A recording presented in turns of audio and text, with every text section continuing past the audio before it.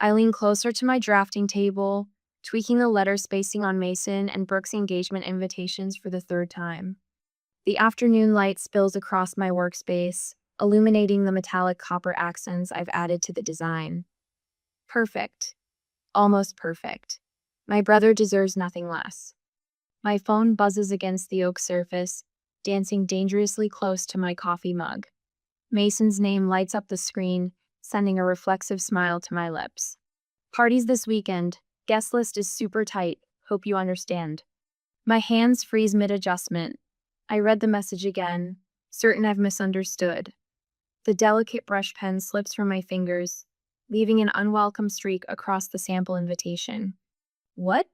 I whisper to my empty apartment. My coffee mug tips as I reach for my phone, the dark liquid seeping into my sketches. I barely notice. Instead, my eyes fix on the framed photo beside my workspace, Mason grinning in his uniform, standing next to 3 large care packages I'd spent weeks assembling. The ones I'd stayed up all night packing so they'd make the military mail deadline. The ones I'd included his favorite homemade cookies in, despite having to work a deadline the next morning. The care packages he'd called a lifesaver during his deployment. My hands tremble as I dial my father's number. Monroe? Dad's voice comes through after 4 rings, distracted and slightly annoyed. Everything okay? Dad, Mason just texted me about some party this weekend, for his engagement. My voice sounds steadier than I feel. There must be some confusion. A beat of silence followed by a sigh. It's just a get-together, Monroe. Nothing formal. I press my fingers against the bridge of my nose. But I'm his sister. I've been working on their actual invitation designs all week. Look, honey, Dad's tone shifts to the dismissive one I know too well. It's a small thing at Brooke's parents' lake house. Don't make this a thing, okay? You know how your brother gets when everyone starts making demands. When I make demands. The unspoken accusation hangs between us. Right, I manage, my throat tightening. Of course. I hang up before he can hear the crack in my voice. The afternoon light feels colder now as I stare at my design work hours of unpaid labor for a brother who couldn't even be bothered to invite me to his pre-wedding celebration. My mind flashes to 6 months ago. The 3 a.m. call from Mason in Germany, desperate because his bank card had been compromised. I remember transferring him $2,000 from my carefully managed savings without hesitation. Emergency money he still hasn't repaid. I think about the 3 nights I spent designing their engagement announcement when Brooke decided she just wasn't feeling the professional one they'd paid for. How I'd missed my friend Diane's birthday dinner to finish it by their deadline. The 18 months of his deployment when I sent a care package every single month. When I checked in on Mom and Dad twice a week. When I helped Brooke move into their apartment so it would be ready when he returned. My phone pings again. My cousin Tara. Just got the Evite for MB's party. You coming up to the lake this weekend? My stomach twists. Evite? I whisper. What Evite? I type back. 3 dots appear, disappear, appear again. Then, oh, awkward. Thought you'd be there. It's at the Henderson's Lake House. Looks like the whole crew is going. I ask her to forward it to me, a request met with uncomfortable delay before it arrives in my inbox. The screen glows with a cheerful nautical design.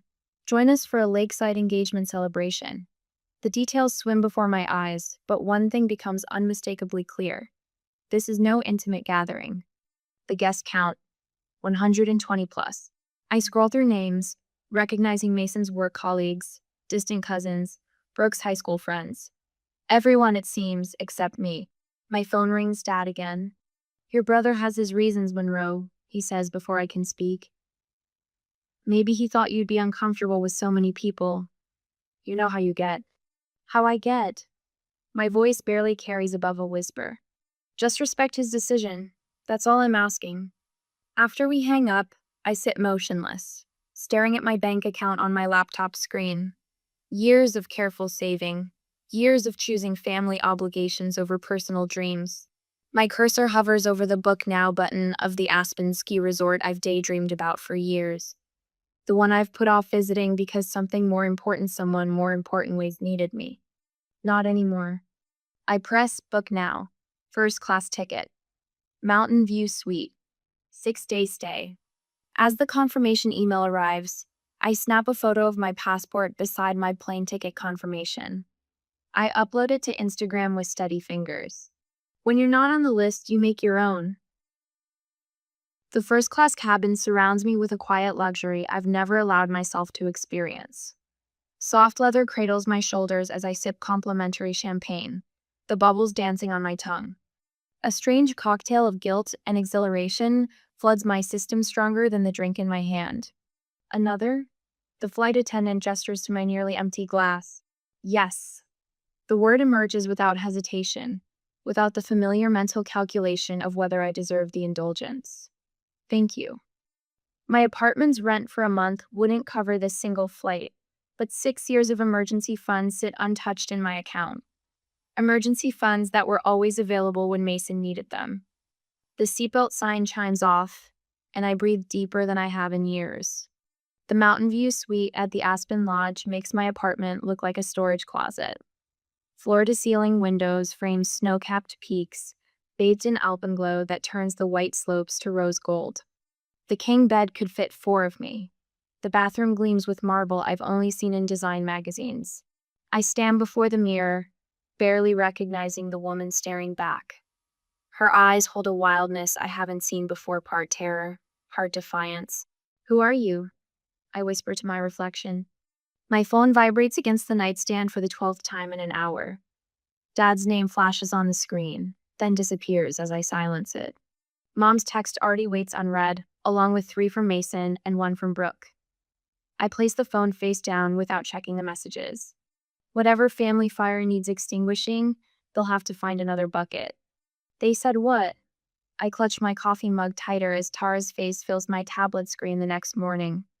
The lodge's breakfast nook offers privacy for video calls that would be impossible at the crowded communal tables. I wasn't supposed to hear it. Tara's voice drops. Brooke was talking to her sister in the bathroom. She said, and I quote, "We just thought Monroe would bring down the vibe." Then something about how you're always so serious and make everything into a big deal. The coffee turns bitter on my tongue. Bring down the vibe. Mason didn't defend you. Tara continues, her eyes darting away from the camera. He just nodded along. My phone pings with a text from Mom. I'm sorry about all this, sweetheart, but you know how your father and brother get when they've made up their minds. I hope you understand. This isn't the first time, Tara adds, hesitating. Remember Thanksgiving at Uncle Pete's last year and Mason's homecoming celebration? What about them? But even as I ask, puzzle pieces click into place. The last-minute location changes, the vague invitations, the surprised looks when I showed up. They've been doing this for years, Monroe. I thought you knew. The realization settles like a stone in my stomach. I've been strategically uninvited from my own family for years. You've changed, May. Standing up for yourself for once. May's raspy voice fills my voicemail speaker as I prepare for my first skillison. I've lived too long to watch this nonsense. You call me when you're ready to talk. Until then, enjoy every minute of that mountain air. I slide the phone into my pocket with a smile I wasn't expecting to find today. First time on the slopes? My instructor, Kai, adjusts my boot bindings with practiced hands. His weathered face sports decades of laugh lines and a perpetual squint from years facing snow glare. First time doing anything just for me, I admit. He nods, understanding far more than I've said. Got yourself some good company then. By afternoon, I've joined a group of solo travelers at the lodge, a retired teacher from Vermont, a widower celebrating his birthday, a young woman escaping a breakup. They welcome me without questions about family or obligations. We share stories over hot chocolate as easily as if we've known each other for years. My phone remains silent in my pocket. For entire stretches, I forget it exists. The beginner's slope isn't much more than a gentle hill, but as I navigate down it without falling, triumph surges through me. The cold air stings my cheeks, and my laughter comes out as vapor clouds in the mountain air. My body remembers how to move without hesitation, how to lean into it rather than fight it. Not bad for day 1, Kai calls from behind me.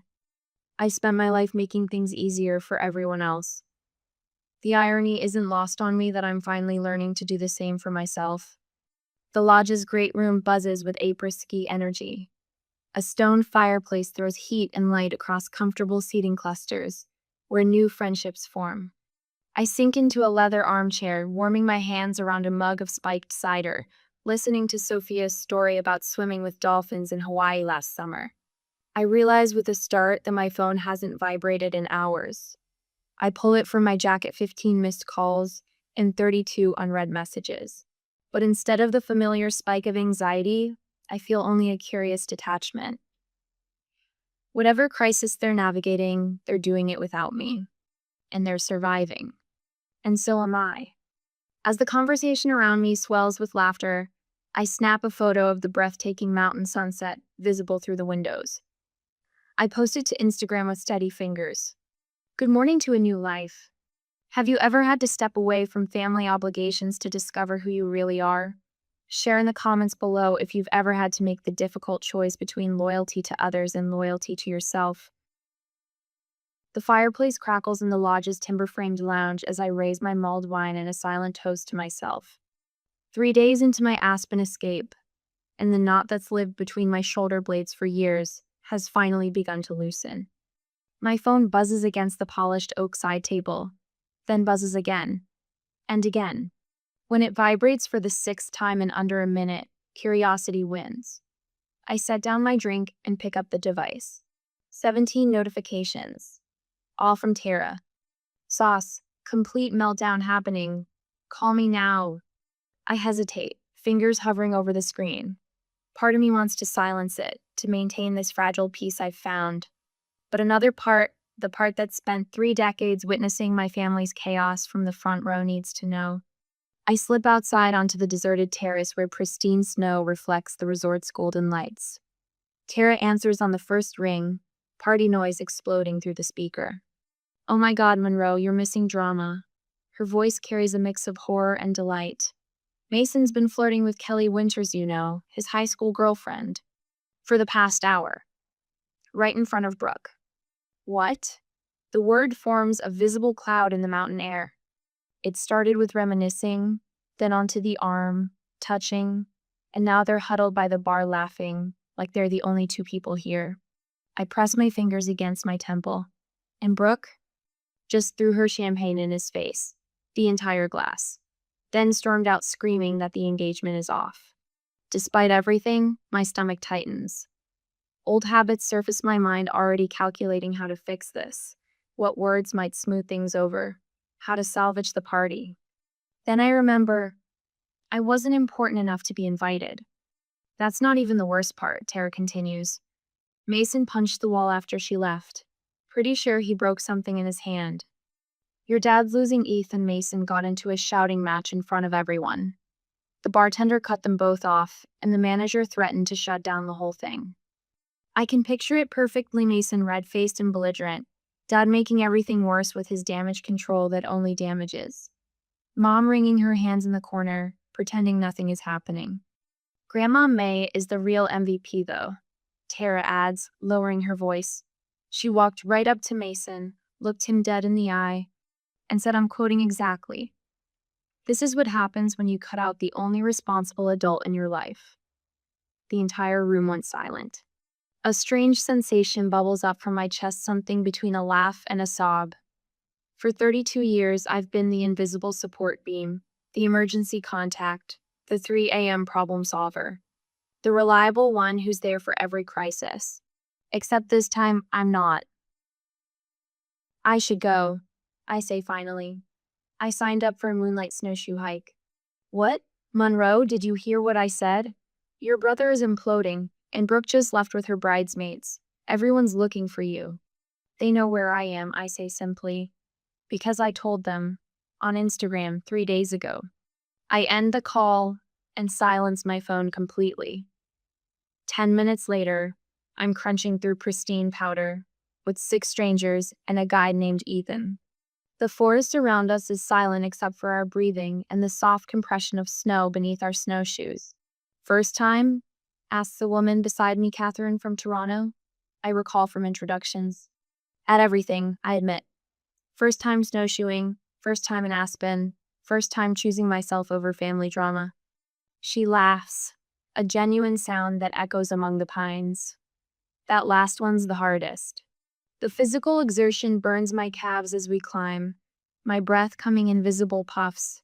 Each step takes deliberate effort lift, place, press. No room for family anxiety when you're focused on not falling face first into a snowbank. Halfway up, Ethan pauses our group at a clearing. The valley spreads below us, lights twinkling like fallen stars. Above, the moon hangs full and impossibly bright against the black canvas of night. Take a moment, he says quietly. Sometimes we get so focused on the climb that we forget to look around. Something inside me breaks open at his words. A small, unexpected laugh escapes me, perhaps my first genuine one in years. Catherine smiles beside me, and two other hikers join in, our laughter rising like steam into the night sky. I am not responsible for fixing their mess. The thought arrives with such clarity that it stops my breath. All these years, I've been the safety net, the damage control specialist, the emotional support beam. But maybe, just maybe, my absence is exactly what they need. 3 hours later, muscles pleasantly aching from the hike, I return to my room and turn my phone back on. The notifications cascade like an avalanche. 14 texts from Mason, escalating from angry, "Where the hell are you?" to accusatory, "This wouldn't have happened if you were there," to desperate, "Please call, everything's a disaster." 8 missed calls from Dad, followed by a text that makes my jaw clench. "We needed you. You abandoned your family when it mattered most." 3 tearful voicemails from Mom, each ending with her signature line, "Please don't make this a thing, honey." 1 message from Brooke, sent 30 minutes ago. "I need help. Mason's a mess. Can you talk some sense into him?" My thumb hovers over Mason's message, muscle memory nearly taking over. For a heartbeat, I consider what I've always done: step in, smooth things over, absorb the blame, fix the unfixable. Instead, I open my contacts. I find Mason's name and press block contact. The screen asks if I'm sure. I've never been more certain of anything. I block Dad next, then Mom, then Brooke. Each tap feels down a heavy burden I've carried so long I forgot it wasn't mine. I call the front desk. "Hello, this is room 342. I'd like to extend my stay by 4 more days, please." Afterward, I take a selfie by the fireplace, the flames casting a warm glow across my face. I've never looked more at peace. I post it with a caption that would have been unthinkable just days ago. 0 regrets, 100% peace. Then I silence my phone, place it on the nightstand, and for the first time in my adult life, I sleep without waiting for it to ring. I'm halfway down Silverado, a blue run that would have terrified me a week ago, when my phone vibrates against my thigh. For a blissful moment, I consider ignoring it like the 14 other calls I've let go to voicemail. But something, that old, familiar sense of responsibility, makes me slow my descent and pull to the side of the trail. Grandma May's name lights up my screen. Unlike the others, she deserves an answer. Monroe. Her voice crackles with a mix of relief and concern. "They're losing their minds trying to reach you." I watch a father and daughter glide past, their laughter carrying on the crisp mountain air. I needed some space. "Space?" she snorts. "Your brother has left 17 voicemails, started with, 'How could you do this to me?' and has worked his way to 'Please, I need you.'" Her voice softens. "Your father even sent an apology text. Your mother made him, of course, but still." I close my eyes, feeling the sun warm my face. "And Brooke? Her sister showed up at your apartment yesterday. Thought you might be hiding out." Grandma's laugh is sharp and knowing. "Found nothing but your neighbor watering your plants." I asked Diane to check on them, I murmur, watching a snow bunny hop between pine trees. "Where are you, honey?" For the first time in days, I smile. A real smile that reaches my eyes. Somewhere I should have gone years ago. Perfect form.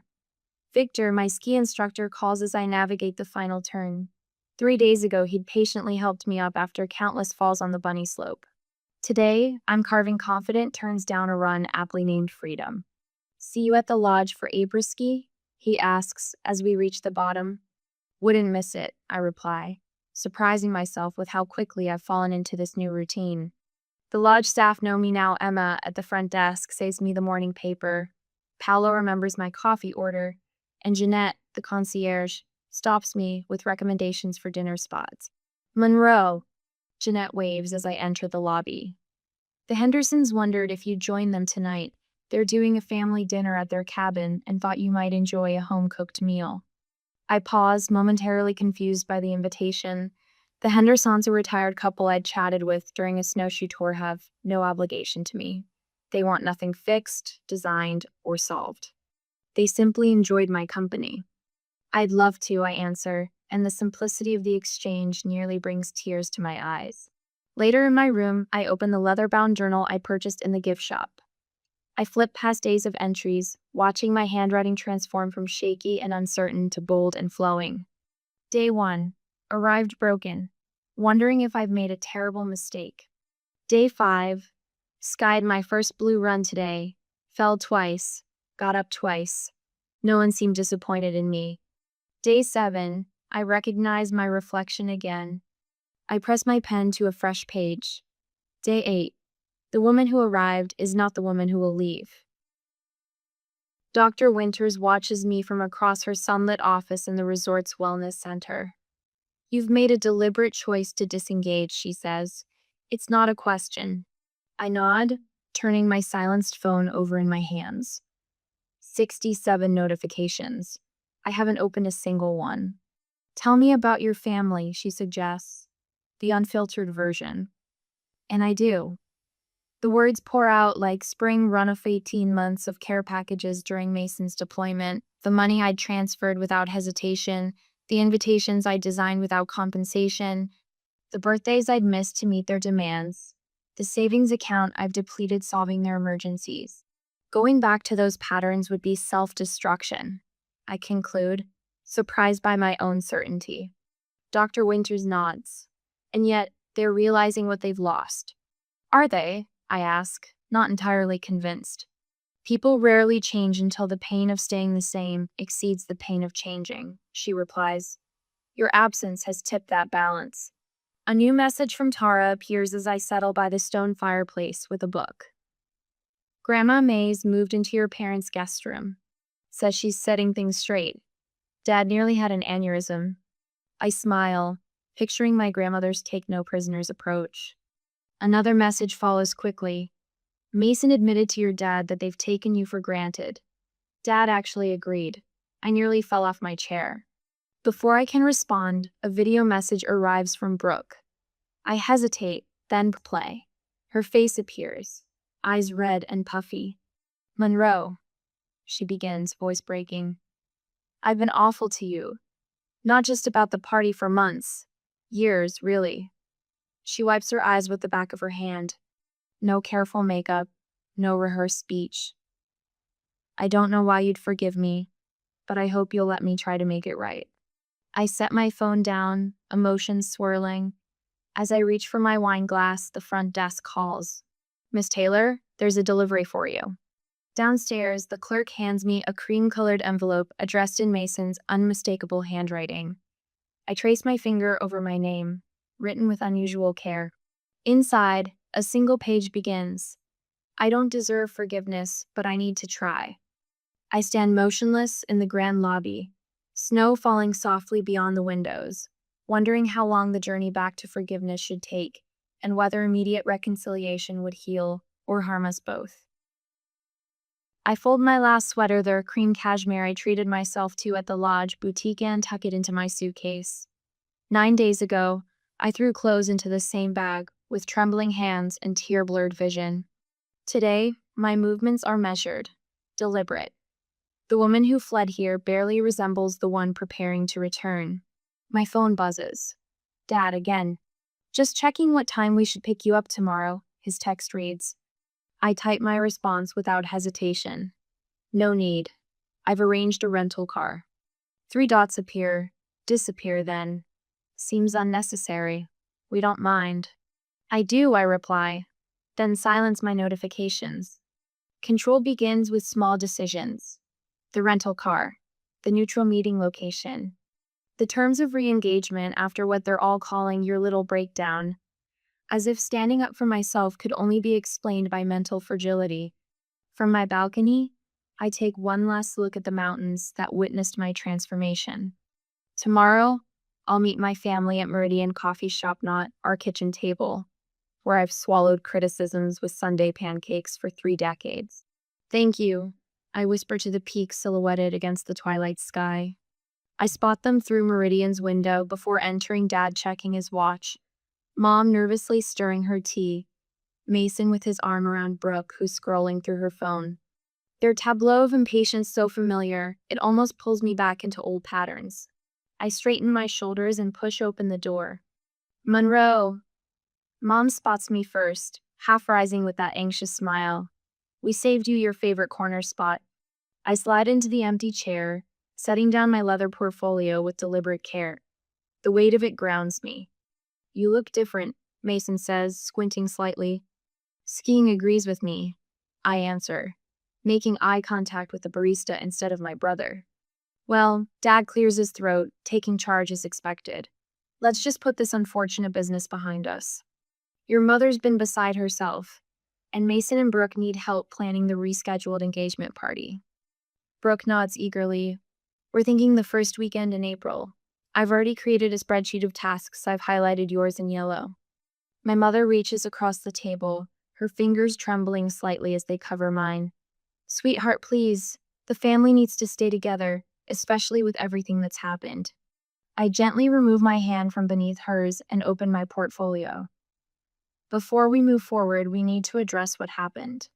Monroe, Dad warns, dwelling on unpleasantness. I'm not dwelling, I interrupt, my voice quiet but firm. I'm establishing context. I withdraw a sheet of paper from my portfolio. On the 16th of February last year, Mason called at 3 a.m. from Germany because his bank card was compromised. I transferred $2,000 from my emergency fund within 10 minutes. I look directly at my brother. That loan remains unpaid. Mason shifts uncomfortably. I've been meaning to. Last September, I continue. I missed Diane's birthday dinner to finish your engagement announcement because Brooke wasn't feeling the professional design you'd already paid for. I place my phone on the table, screen up. And here are the texts from Dad telling me to not make this a thing when I was excluded from a 120-person engagement party. Silence falls across our table, heavy and unfamiliar. My family stares at me as if I've suddenly started speaking a foreign language. I'm not here to accuse, I say, folding my hands on the table. I'm here to establish boundaries. Dad's face reddens. Now see here. No, Jack. Mom interjects with uncharacteristic firmness. Let her speak. I pull out another sheet of paper and place it beside the first. This is what I need from each of you moving forward. They lean forward almost in unison, eyes scanning the typed list. 1. Acknowledgement of my time, effort, and contributions. 2. Advance notice for family events, minimum 2 weeks. 3. Repayment of outstanding loans within 6 months. 4. No more free design work family discount of 25% only. 5. Respect for my no without guilt trips or manipulation.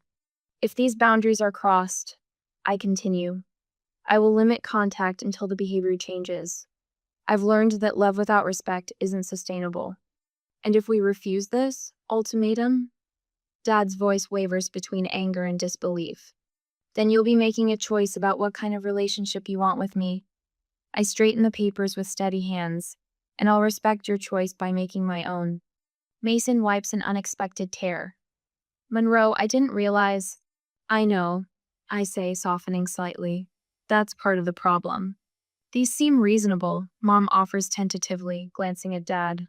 Brooke's perfectly shaved eyebrows arch high. So you're not helping with the wedding planning, after everything that's happened? I'll help within these parameters, I answer. But there's something else. I've accepted a 6-month design contract in Colorado. I start next month. You're leaving? Dad's fist hits the table, rattling our cups. Just like that? I'm pursuing an opportunity, I correct him. Just like you always encouraged Mason to do. Dad opens his mouth, closes it, then slumps back in his chair. Mason leans forward, eyes rimmed red. I've been a terrible brother, haven't I? Before I can answer, the coffee shop door swings open, and Grandma May makes her entrance, impeccably timed as always. Well, look at you, she says, her eyes appraising me with approval. About time someone stood up for themselves in this family. She pulls up a chair from the neighboring table and wedges it between Dad and me. Now, she says, placing her weathered hands flat on the table, let's talk about how this family moves forward with a little more equity and a lot more respect. I catch my reflection in the window, shoulders back, chin level, eyes clear. The mountains gave me this gift. A woman who finally values herself enough to demand others do the same. Mountains frame my view as I adjust the blinds in my Colorado apartment. 6 months in this place, and the sight still steals my breath. The crisp February air seeps through an inch of open window, a luxury. I never allowed myself back home where I paid the heating bills my parents claimed they couldn't afford. I run my fingers along the row of postcards pinned to my cork wall. Aspen, Boulder, Santa Fe, Denver. Places I've visited since claiming my independence. Each one a milestone marking distance from the girl who'd cancel plans at the first hint of family need. My phone lights up with Mom's weekly video call. I take a deep breath before answering, remembering my therapist's advice. Boundaries aren't walls, they're doors you control. Monroe? Mom's face fills the screen, her hair freshly colored for the church potluck. You look rested. I am. No explanation, no apology, that's new too. Your father asked about your project for that coffee company.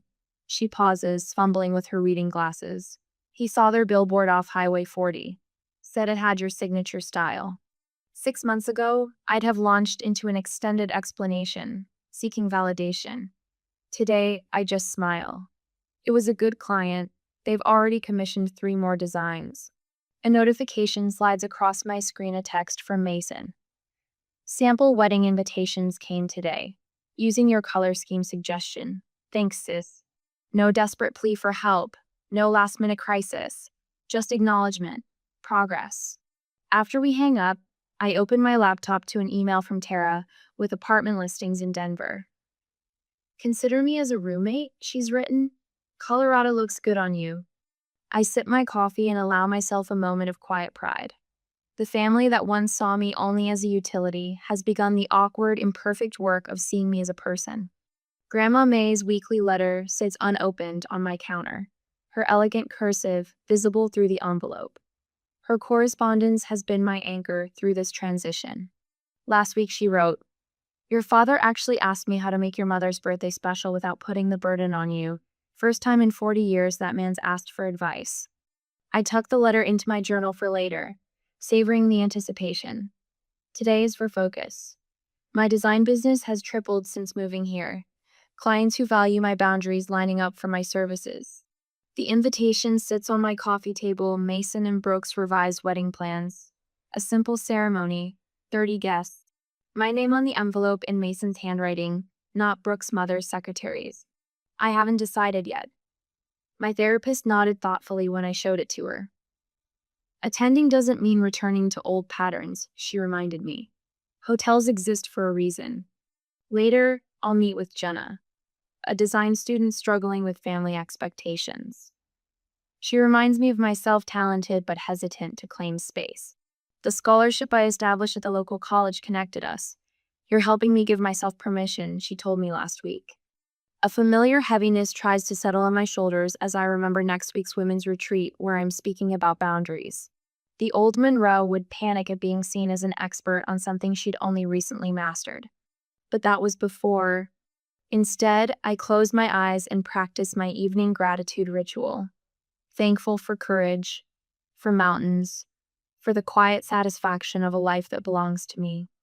Through the window, the setting sun paints my walls, copper the same metallic shade I was perfecting on Mason's original invitations the day everything changed. I rest my hand on the invitation. Tomorrow, I'll book a hotel room in my hometown and RSVP yes. Not because I'm needed, but because I choose to go. Sometimes the greatest act of love is learning to love yourself first.